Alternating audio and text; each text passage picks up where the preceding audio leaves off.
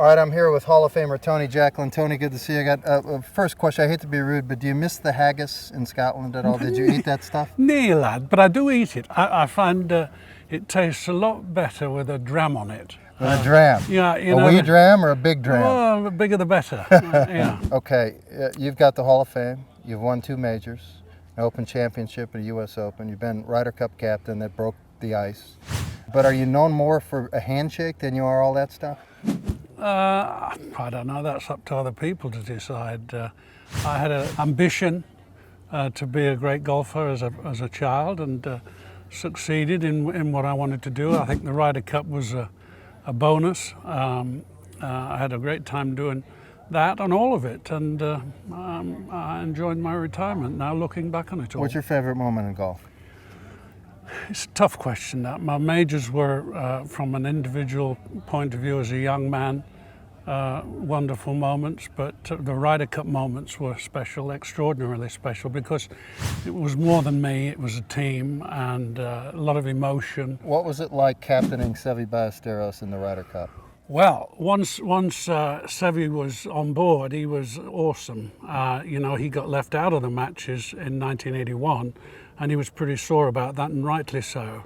And my first job as captain was to win him back, and he was initially adamant that he wasn't going to do that, and we had a long chat about it, and everything worked out. And once, as I say, he was on board, he was like a one-man army. He was fantastic, and we stayed close, and there was no ego, there was nothing. It was just a mission to try and wrestle the Ryder Cup back for Europe. All right, Tony, what do you think the biggest difference of the peak pros now versus the guys in your day?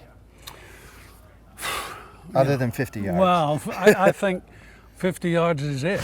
They're hitting clubs into greens, much less clubs into greens than we ever hit. There's no 1-irons anymore, and very few 2-irons.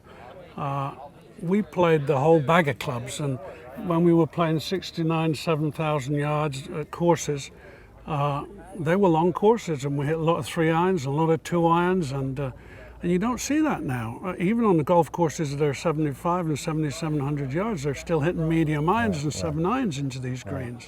Putting has become far more important. It's so obviously more important now because the greens are perfect. Azinger asked me in here the other day who I thought was the greatest putter I'd ever seen, and of course he said Tiger, and Tiger's obviously way up there, but Bobby Locke was unbelievable on greens that were no better than this grass here. Stamping 6. I mean, and it was, the grain, they didn't cut the grain out of it in those days, and he could putt. In 1948, he never had a 3-putt in a tournament he played in. Oh, wow. Who should be in the Hall of Fame, who isn't?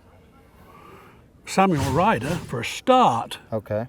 And probably Henry Longhurst. Those two would be 2 of my picks. Certainly Samuel Ryder. I'm hopeful that he'll get in next year, on next year's ballot.